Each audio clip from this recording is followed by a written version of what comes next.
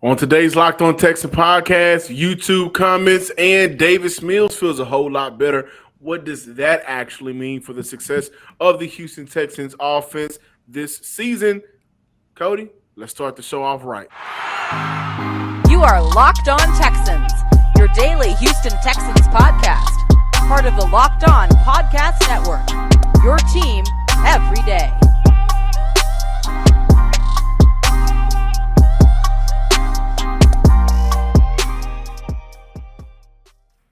Welcome in, everybody, to a Thursday edition of the Locked On Texan podcast, a part of the Locked On Podcast Network, your team every day. I'm John Hickman, joined by Cody Davis. We are super excited because in a couple of weeks, Cody will be at training camp bringing the Houston Texans right to your front door. Who's making it? Who's going to get cut?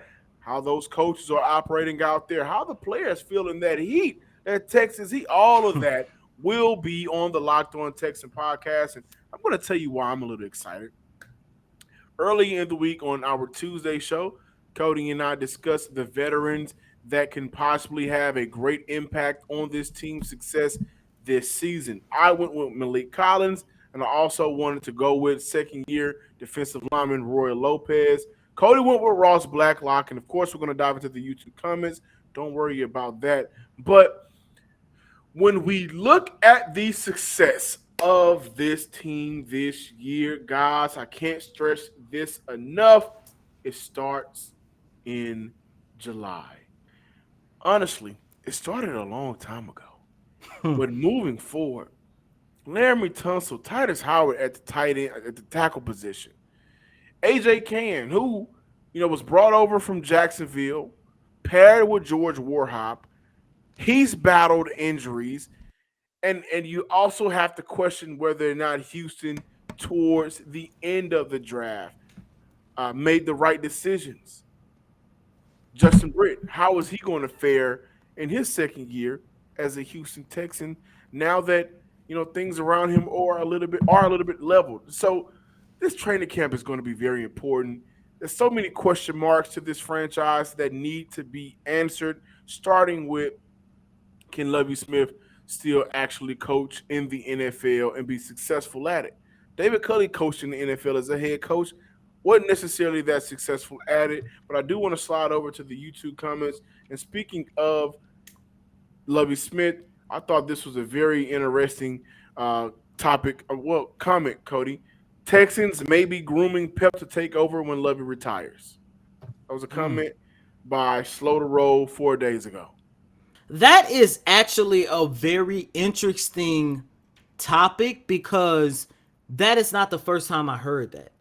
And it doesn't matter if it's other people reportings that I'm listening to or reading. It doesn't matter if it's people that I'm actually talking to, if it's people that I'm talking to who actually had an opportunity to work with Pep Hamilton.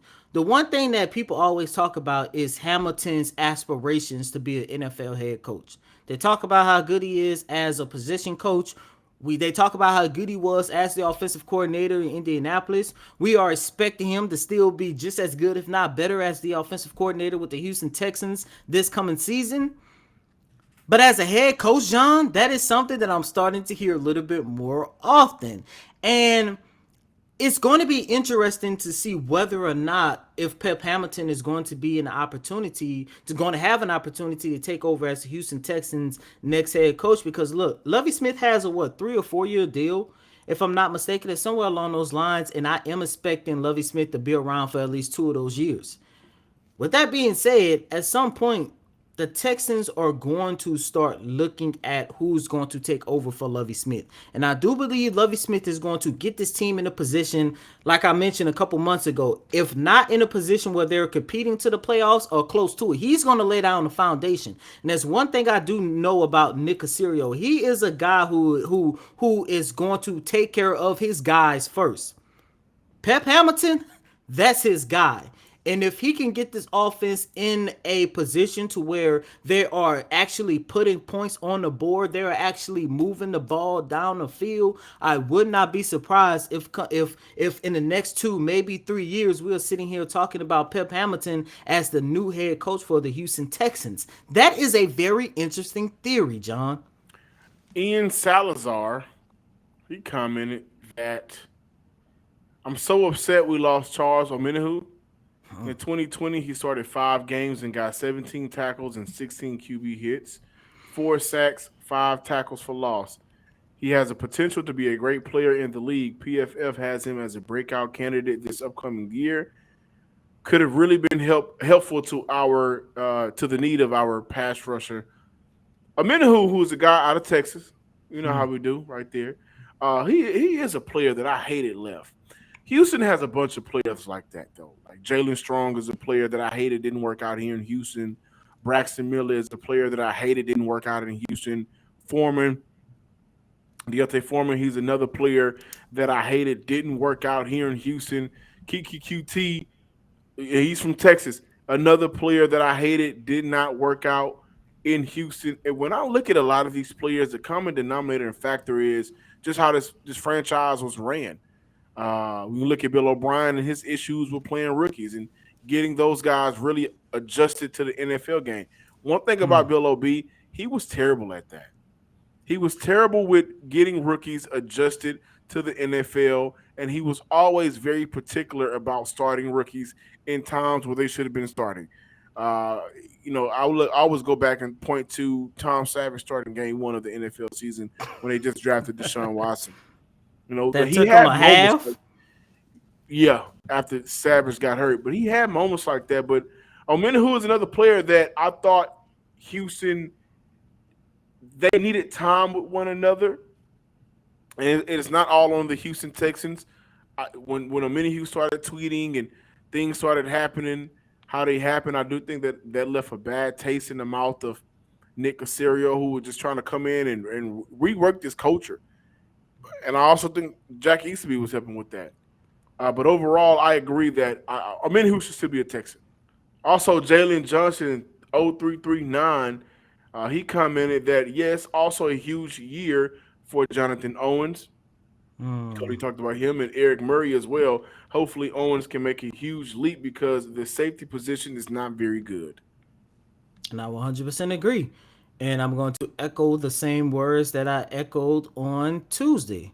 At the end of the day, the more guys like Eric Murray and Jonathan Owens can go out there and give the Texans some great production, that's actually going to help Jalen Petrie develop in the NFL. I understand and I get it. I think he has an opportunity to establish himself in the near future as one of the top defensive backs in this league. However, same thing with Derek Stingley. They're all going to have to go through a learning curve. And the best way for them to go out there and actually learn, to go out there and actually survive their learning curve is if they can actually depend on their veterans both on and off the field. And what I don't want to see happen is for Jalen Petrie to go out there and basically be the lone safety trying to do everybody's job, i.e., like we used to see in Justin Reed. I don't want to see that for Petrie. And like I keep mentioning, the more Jonathan Owens, the more Eric Murray can go out there and provide something to that defensive backfield, it's just going to work out for everybody involved.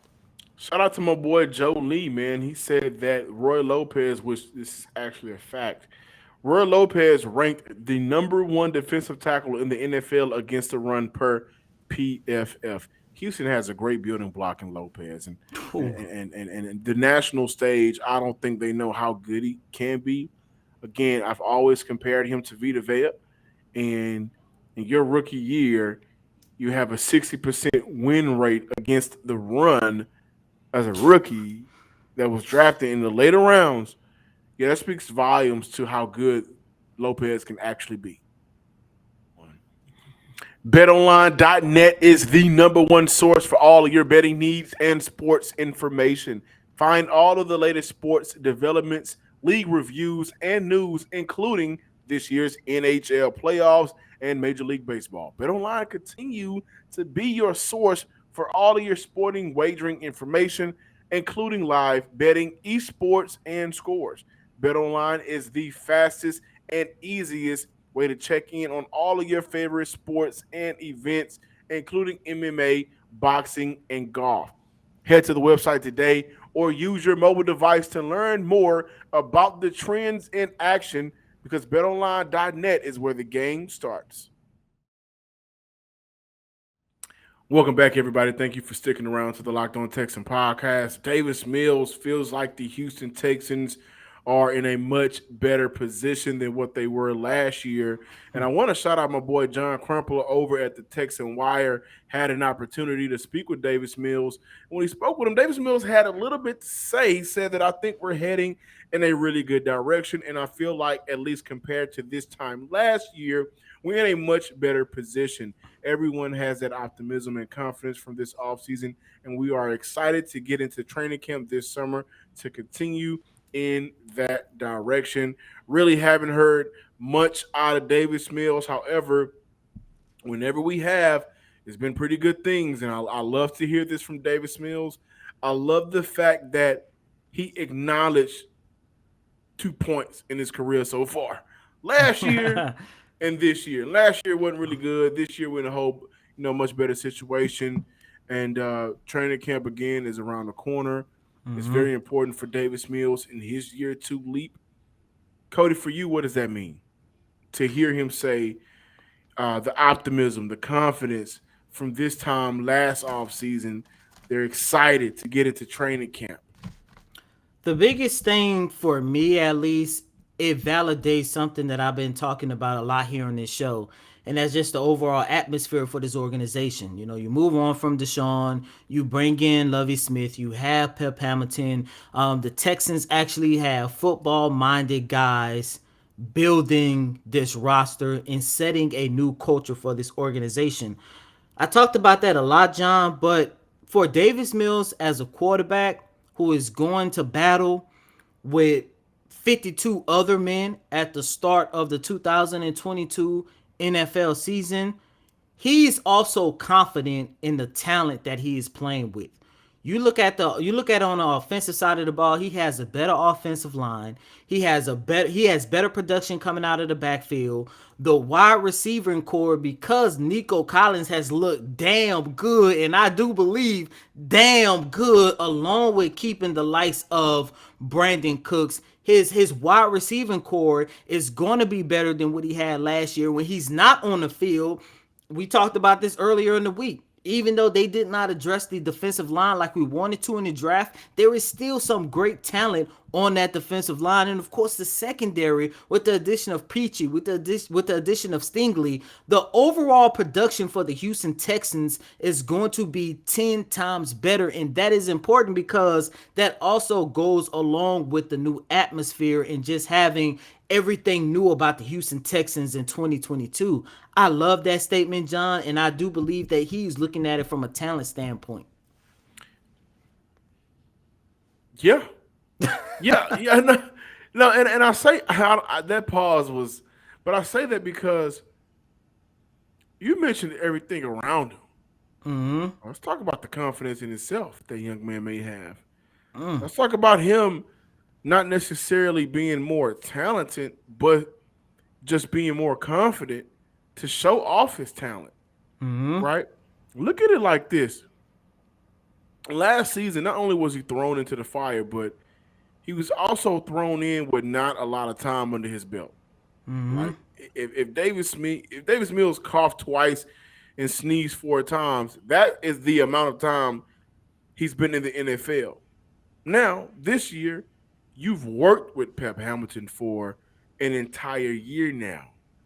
You've worked with and been around Lovie Smith for an entire year now. Some of those guys like Danny Beard that was there last season, you've been around this coaching staff at the facility, away from the facility, with your guys that you're working out with. You've been around as a Texan for a year. And so imagine year one at your job as a writer. You're nervous sometimes, don't know when to push the envelope, don't know when to attack a story. Now, a year in the game, you've been able to kind of look around and know when and when not and understand how to make a story pop. Same goes for Davis Mills. And so you like to highlight the talent around him. I like to highlight just him having that confidence in himself now, and he going into a place and position where he's able to bring out his own talent as well. And along those same lines, John, how much of that confidence builder that you just finished talking about, how much do you believe that also goes into the work that he's putting in with Pep Hamilton. Because look, I All of understand that it was voluntary OTAs. I understand that it was a mini camp, but the things that I was starting to notice Davis Mills do working alongside Pep Hamilton, I just know that this offense is going to be 10 times better. And it's And not if just Pep he's working with, man. oh Remember yeah, most before most OTAs, definitely. he had your receiving group out there with him in Atlanta. And so he's been back and forth between Houston and Atlanta, working out. Uh, Listen, man, you gotta credit all the work to the work, like all the success to this work. Now, of course, we gotta see it to believe it. The Oh yeah. NFL and defenses are very complex. I get it, but your question is how much do I?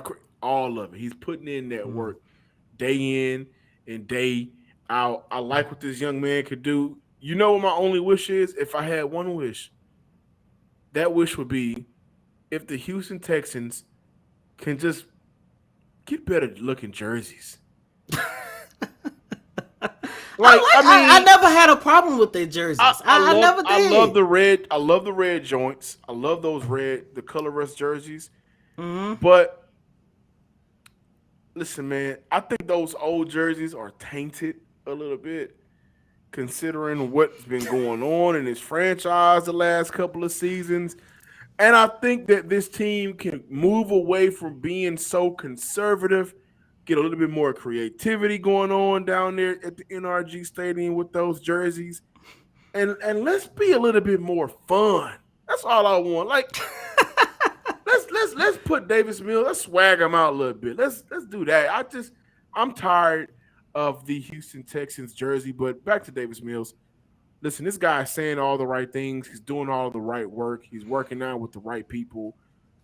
September, really, before September, August 13th, we'll be able to see how much of it has paid off. Thanks for making Locked On Texans your first listen today. Now make your second listen to Locked On NFL Podcast. Our national NFL experts and insiders keep fans dialed in with the biggest stories and the latest news from around the league, because an offseason doesn't equal a break in the action. And welcome back in, ladies and gentlemen, to this Thursday installment of Locked On Texans. And before we close out, John, in the first segment, you talked about Charles Omenihu, how you and the listener still felt that he still should be a Houston Texan. In the second segment, we talked about Davis Mills and how he feel that this organization is a complete 180 from where it was this time last year. I'm so glad you said 180. Thank God you said 180 and not 360. I'm sorry. Well, 360, that's one thing I don't understand, because 360 means that you're going to be back in the same situation. But, and I really do think that this is an important topic to discuss. As you all know, the last 2 years, we have seen so many talented players leave this organization. Yeah. And thankfully, it did not take this organization long to get back a lot of promising players. And if the development and everything works out in the Texans' favor, you're talking about they're going to have several players at the top of their position within the next, 3 to 4 years, possibly? With that being said, John, given how Nick Caserio, Lovie Smith, Pep Hamilton, hell, even Cal McNair get in the mindset to go in and just let football-minded guys run this organization, especially on the field, do you or do you not believe that the Houston Texans are now in a position where they are going to be able to keep their talented players? Because everything look all fresh and happy and stuff now, but eventually we all know how superstars, talented players get to the point where they get disgruntled with the organization, whether that be, like in the Houston Texans case, stuff going on behind closed doors, or contract situations, or, just wanting to be in a more winnable environment, whatever the case might be. I'm bringing this up now because at some point in the next 3 to 4 years, I just don't want to be sitting here talking about the Texans losing Nico Collins, losing Davis Mills, losing Derek Stingley, losing Jelly Petrie, or whatever the case might be. I truly believe that they are now in a position where they can actually keep their talented players. And I think that's why they drafted the way that they did. Honestly, I look at Derek Stingley as of right now as the only player that I can see within the next 3 years. You know, the Texans and Stingley are at a contract extension talks for a rookie deal. With Davis Mills, he's a quarterback that I really do like. However, I don't think he's there just yet. But Stingley is the one guy that I say, well, in a few years, they're going to have to pay him if he pans out to be the cornerback that everybody thinks he can be. Outside of that, when you look at a lot of their players, like a Nico, like a Roy, like even some of those veterans that they signed, like I think they could bring back Desmond King on another part of a new contract, right? You look at Titus Howard. That deal's going to have to get done eventually as well. I think Houston will bring back Titus Howard now that they have him established at right tackle. So I'll say this. It's kind of funny. When Houston started to win games, that's when they players left, right? You ever notice, like, whenever they made the 24-0 run at playoff and everything was looking good, then Watt's gone, Hopkins gone, Watson is gone, Gibson is gone. Like all of those good players that they had on that year, on that roster that year, ended up leaving. But I do think Houston will be in a much better situation because I think the foundation is a little bit different. I think that the culture we've talked about for the last 365 days, probably 365 times, I think the culture may be a whole lot better. And I believe that with the players that they intentionally drafted, that will also play into how contract season is going to work out. So, yeah, I think Houston is in a much better situation. But they were also in a great situation the first go round for J.J. Watt extension, the first go round for DeAndre Hopkins, when things were just starting to look promising. And what happened was Bill O'Brien and the chaos that was caused. They can't afford for that to happen again, and I don't think it will. I think that moving forward, this will be a football first team. And if you're not with that program, then, well, maybe we'll move on from you. Thank you guys for checking out today's episode of the Locked On Texan podcast. Be sure to subscribe, like, and comment. Share it as well with your family and friends to the Locked On Texans podcast. Find us on YouTube under Locked On Texans. Like us on Facebook. Follow us on Twitter at Locked On Texans as well. And as always, I'm your host, Cody Davis. Please remember to follow me on Twitter at CodyDavis_24. Once again, that's Cody, COTYDAVIS_24. Until next time, ladies and gentlemen, peace.